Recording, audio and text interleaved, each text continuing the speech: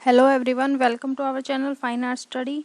Last video में हमने practice set के 50 क्वेश्चन देखे थे, तो उसी से नेक्स्ट अब हम आज ये जो प्रैक्टिस सेट लेकर आए हैं इसमें हम 25 क्वेश्चन सोल्व करेंगे। ठीक है, तो ये सभी जो क्वेश्चन, इनमें से जो आधे से ज़्यादा क्वेश्चन है वो DSSB में आए हुए क्वेश्चन हैं। बाकी जो सारे क्वेश्चन हैं वो भी बहुत इंपॉर्टेंट है, तो वीडियो को लास्ट तक ज़रूर देखिएगा। तो चलिए स्टार्ट करते हैं। सबसे पहला क्वेश्चन है, भारतीय स्त्री जाति का देवतुल्य स्मारक किसे कहा गया है? तो इनके ऑप्शन है बीबी का मकबरा, सुंदरबाग, ताजमहल या नौबत खाना। तो इसका जो राइट आंसर होगा वो होगा ताजमहल। ताजमहल को ही भारतीय स्त्री जाति का देवतुल्य स्मारक कहा गया है। अब क्वेश्चन बनता है कि किसने कहा है? ठीक है, तो जो हावेल थे उन्होंने इसे ताजमहल को स्त्री जाति का देवतुल्य स्मारक कहा है। उसके साथ ही देखिए, जो ताजमहल है वो आगरा में है, शाहजहाँ ने बनवाया था, और अपनी जो उनकी जो बेगम थी, जो उनकी पत्नी थी मुमताज महल, उनकी याद में बनवाया था। और इसके जो वास्तुकार थे वो थे उस्ताद अहमद लाहौरी। ठीक है, ये यमुना नदी के दक्षिण तट पर स्थित है।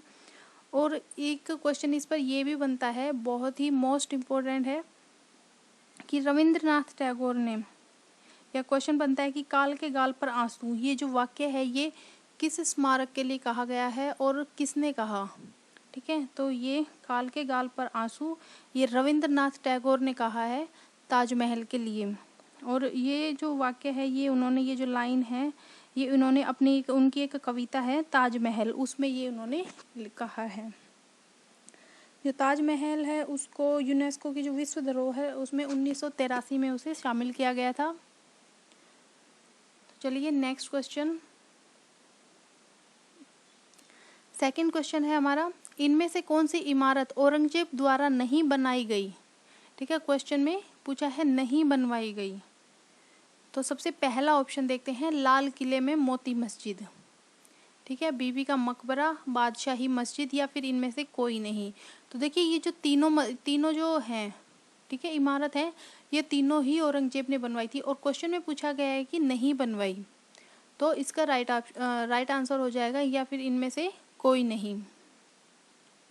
अब ऑप्शंस पे भी बात कर लेते हैं। तो जो पहला ऑप्शन है लाल किले में मोती मस्जिद, इसका निर्माण दिल्ली में करवाया था 1659 में। ठीक है, और इसी नाम से जो लाल मोती मस्जिद है, इसी नाम से एक मस्जिद लाहौर पाकिस्तान में भी स्थित है। और ये जो मोती मस्जिद है इसको औरंगजेब की निजी मस्जिद भी कहा जाता है।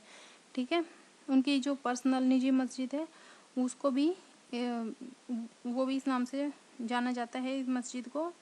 उसके बाद बात करते हैं लाल किला। ठीक है, लाल किले के अंदर ये मस्जिद है।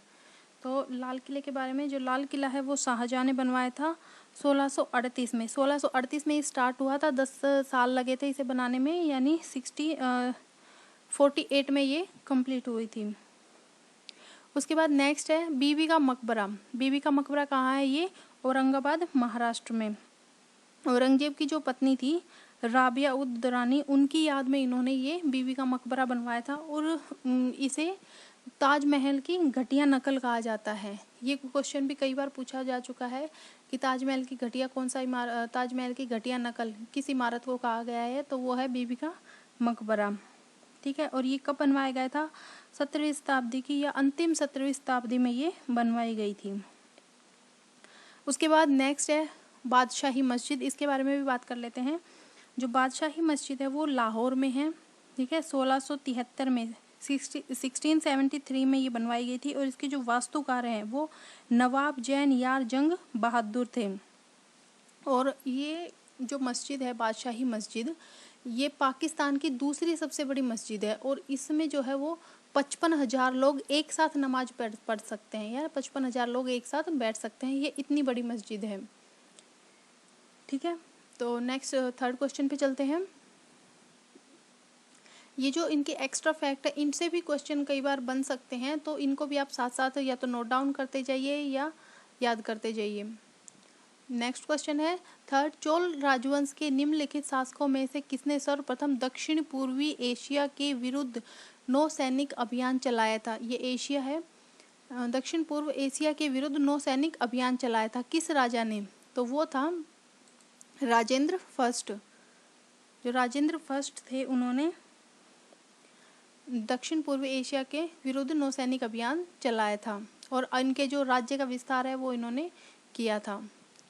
नेक्स्ट क्वेश्चन है, निम्नलिखित कृतियों में से कौन सी कृति शिव भगवान का उल्लेख करती है। देखिए सबसे पहले तो ये क्वेश्चन मुझे कंफर्म नहीं है, ठीक है, लेकिन इस क्वेश्चन का आंसर इसमें पतंजलि दिया हुआ है तो वो मैं आपको बता रही हूँ। फिर भी अगर आप लोगों को कुछ डाउट हो तो आप लोग कमेंट करके बता सकते हैं। नेक्स्ट क्वेश्चन है, निम्नलिखित शासकों में से किसको वर्ण व्यवस्था का रक्षक कहा गया है। तो जो वर्ण व्यवस्था का रक्षक कहा गया है वो कहा गया है गौतमी पुत्र सातकर्णी को, ठीक है। नेक्स्ट क्वेश्चन है, गुप्त युग में किस देवता को लोकार्क कहा गया है। ये DSSB में पूछा गया क्वेश्चन है। तो गुप्त काल में किस देवता को लोकार्क कहा गया है, सूर्य, कुमार, गणेश या शिव। तो इसका राइट आंसर हो जाएगा सूर्य को। नेक्स्ट क्वेश्चन है, भारतीय पौराणिक कथाओं के अनुसार सफेद हाथी ऐरावत इनमें से किस देवता की सवारी है। ये जो क्वेश्चन है ये भी हिस्ट्री का क्वेश्चन है। 2018 जुलाई में जो एग्जाम हुआ था DSSB का उसमें से ये क्वेश्चन पूछा गया था। देखिए आप हिस्ट्री हैं बाकी और जो बाकी सारे सब्जेक्ट हैं उनके फर्स्ट पेपर को भी आप एक बार ज़रूर रीड करें। जो प्रीवियस ईयर के पेपर हैं उनमें से भी कोई क्वेश्चन रिपीट होते हैं। तो ये हिस्ट्री का पेपर है, जो हिस्ट्री का पेपर हुआ था उसका ये क्वेश्चन है। उसमें भी हड़प्पा संस्कृति से संबंधित आप अगर कहीं से भी आपको वो अवेलेबल हो तो आप उसको ज़रूर देखिएगा कि उसमें हड़प्पा संस्कृति से रिलेटेड काफ़ी क्वेश्चंस थे जो कि फाइन आर्ट में भी बहुत ज़्यादा पूछे जाते हैं, उनके लिए मोस्ट इम्पोर्टेंट है। तो इसका जो राइट आंसर है वो होगा इंद्र, ठीक है। ऐरावत, इसमें जो ऐरावत है उसका ऐरा का अर्थ होता है जल, ठीक है। तो जो समुद्र से जिस हाथी की उत्पत्ति होती है उस हाथी को ऐरावत कहा गया है और ये सफ़ेद कलर का होता था और जो हाथी है वो शांत, समझदार और तेज बुद्धि का इसको प्रतीक माना गया है, ठीक है। नेक्स्ट क्वेश्चन है, मुगल शासन कैसा था। तो जो मुगल शासन है वो प्रबुद्ध राजतंत्र था। नेक्स्ट क्वेश्चन पे चलते हैं, निम्नलिखित में से किस हड़प्पा स्थल से ऊंट की अस्थियां मिली है। ये भी DSSB में ही पूछा गया क्वेश्चन है। तो अब जो प्रीवियस ईयर के पेपर हैं उनको ज़रूर रीड करें, चाहे वो आपको कहीं से भी मिले, कहीं से भी आप पढ़ें लेकिन ज़रूर सोल्व करें उनको। तो इस क्वेश्चन का राइट आंसर हो जाएगा कालीबंगा। कालीबंगा एकमात्र स्थल है जहाँ पर ऊँट की अस्थियाँ मिली हैं। और साथ ही एक क्वेश्चन और आप याद रखिएगा कि जो घोड़े की जो अस्थियाँ मिली हैं वो सुरकोटड़ा से मिली है। ये क्वेश्चन भी काफ़ी बार रिपीट होता है। नेक्स्ट क्वेश्चन है, हड़प्पा संस्कृति में नाट्य कला का सुस्पष्ट साक्ष्य कहाँ से मिला है। तो इसका राइट आंसर हो जाएगा मोहनजोदड़ो से। नेक्स्ट क्वेश्चन है, राख के टीले किस क्षेत्र के नवपाषाणिक संस्कृति से संबंधित हैं। इसका राइट आंसर हो जाएगा दक्षिण भारत। ये जो क्वेश्चन है ये सभी DSSB में पूछे गए क्वेश्चन है 2018 में। नेक्स्ट क्वेश्चन है, मौर्य कालक्रम की तिथि किसके आसपास बताई गई है। ये भी DSSB का ही क्वेश्चन है। जुलाई 2018 में जो पेपर हुआ था हिस्ट्री का उसमें PGT हिस्ट्री का उसमें ये क्वेश्चन पूछे गए थे, आप चाहें तो देख सकते हैं। उसके बाद मौर्य कालक्रम की तिथि किसके आसपास बताई जाती है। तो इसका राइट आंसर हो जाएगा बुद्ध की मृत्यु।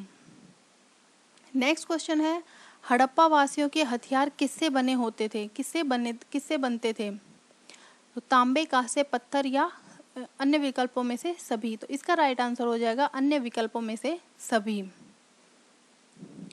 नेक्स्ट क्वेश्चन है, निम्नलिखित में से कौन सा विकल्प दो महत्वपूर्ण हड़प्पा फसलों को दर्शाता है। देखिए आपको सबसे पहले ये पता, कई बार ये क्वेश्चन पूछा जाता है कि पहली जो फसल है वो कौन सी थी, तो वो थी जौ। और उसके बाद जो दो महत्वपूर्ण हड़प्पा फसलों को दर्शाता है तो वो है गेहूं और जौ। ये दोनों ही फसल जो है हड़प्पा संस्कृति में बहुत महत्वपूर्ण है। नेक्स्ट क्वेश्चन है 15, हड़प्पा कस्बों को किस प्रकार के ब्लॉकों में विभाजित किया गया था? जो हड़प्पा संस्कृति में ब्लॉक बनाए गए थे उनका आकार कैसा था? तो वो थे आयताकार ब्लॉक। आयताकार ब्लॉकों में उनको विभाजित किया गया था। नेक्स्ट क्वेश्चन है, अधिकांश हड़प्पा मोहरों पर किस जानवर को उत्कीर्ण किया गया है? ये बहुत ही कॉमन क्वेश्चन है और मोस्टली रिपीट होता है NET, NVS, KVS, DSSB, TGT, PGT सब में। ठीक है, तो इसका आंसर हो जाएगा बिना कुबड़ वाले बैल। ये थोड़ा सा मिसप्रिंट है, तो या फिर बिना कुबड़ वाले बैल या यूनिकॉर्न। नेक्स्ट क्वेश्चन है, हड़प्पा काल में तांबा कहाँ से प्राप्त किया जाता था? जो हड़प्पा काल में तांबा प्राप्त किया जाता था वो प्राप्त किया जाता था खेतड़ी की खानों से। ऑप्शन ए इसका राइट आंसर हो जाएगा। नेक्स्ट क्वेश्चन है, गंगा सभ्यता का पहला महासागर शहर कौन सा था? तो जो महानगर शहर था वो था राजगृह। नेक्स्ट क्वेश्चन है, प्राचीन भारत में सबसे बड़ा शहरी केंद्र निम्नलिखित में से कौन सा शहर था? तो वो था पाटलिपुत्र। ए इसका राइट ऑप्शन हो जाएगा। नेक्स्ट क्वेश्चन देखते हैं, किस मुगल शासक के काल में मुगल साम्राज्य का क्षेत्रीय विस्तार सर्वाधिक हुआ था? तो इनमें से कौन से मुगल शासक थे जिनके काल में मुगल साम्राज्य का जो क्षेत्रीय विस्तार है वो सबसे अधिक हुआ था? तो वो हुआ था औरंगजेब के काल में। ठीक है, नेक्स्ट क्वेश्चन की तरफ चलते हैं। 21, औरंगजेब द्वारा किए गए किन कारणों तथा नीतियों के कारण मुगल साम्राज्य का पतन और विघटन हुआ था? तो जो औरंगजेब की धर्मांधता थी, औरंगजेब द्वारा जो करों में वृद्धि की गई थी, औरंगजेब की जो दक्षिणी नीति थी, यानी उन्होंने जो अपने राज्य का विस्तार करने के लिए जो राज्य का विस्तार किया था, तो ये जो सभी, ऑप्शन इसका राइट आंसर हो जाएगा उपरोक्त सभी, इन सभी कारणों से मुगल साम्राज्य का पतन और विघटन हुआ था। नेक्स्ट क्वेश्चन है 22, मुगल काल में निर्माताओं का प्रिंस किस मुगल शासक को कहा जाता है? तो इसका राइट आंसर हो जाएगा शाहजहां। जो शाहजहां थे उन्हें निर्माताओं का प्रिंस कहा जाता है। ठीक है, और क्यों कहा जाता है ये आप सबको अच्छे से पता होगा। नेक्स्ट क्वेश्चन है, शाहजहां का वास्तविक नाम क्या था? तो शाहजहां का जो वास्तविक नाम था वो था खुर्रम। और शाहजहां का पूरा नाम अगर पूछा जाए तो शाहजहां का जो पूरा नाम था वो था अल आजाद अब्बुल मुजफ्फर शहाबुद्दीन मोहम्मद खुर्रम। तो आप ये भी याद रखिएगा शाहजहां का पूरा नाम। ठीक है, अल आजाद अब्बुल मुजफ्फर शहाबुद्दीन मोहम्मद खुर्रम। नेक्स्ट क्वेश्चन है, तख्ते ताउस को मयूर सिंहासन भी कहते हैं। अगर इन दोनों में से कोई एक नाम आए तो कंफ्यूज मत होना। ठीक है, तो तख्ते ताउस नामक जो रत्न जड़ित सिंहासन था वो किसने बनवाया था? तो जो तख्ते ताउस था या मयूर सिंहासन था वो बनवाया था शाहजहां ने। ठीक है, और पहले देखिए ये जो मयूर सिंहासन है ये पहले ये आगरा के किले में था, लेकिन वहाँ से इसे फिर दिल्ली के लाल किले में रख दिया गया था। और इस जो सिंहासन है उसको इराक के जो नादिर शाह थे वो लूट कर ले गए थे। आज के हमारे इस वीडियो का लास्ट क्वेश्चन देखते हैं। वीरता व साहस के लिए शाहजहां ने औरंगजेब को कौन सी उपाधि दी थी? ठीक है, जो औरंगजेब थे उनके वीरता और साहस के लिए शाहजहां ने उन्हें एक उपाधि दी थी। वो उपाधि कौन सी थी? तो वो थी बहादुर की उपाधि। तो ये थे हमारे आज के इस प्रैक्टिस सेट के 25 क्वेश्चन। आई होप कि आपको वीडियो अच्छा लगा होगा और साथ ही आपके आने वाले DSSB के एग्ज़ाम के लिए ये बहुत हेल्पफुल होगा। तो आप वीडियो को पूरा देखें। अगर आपको वीडियो पसंद आया हो तो प्लीज़ लाइक, शेयर और सब्सक्राइब करना ना भूलें। Thanks for watching.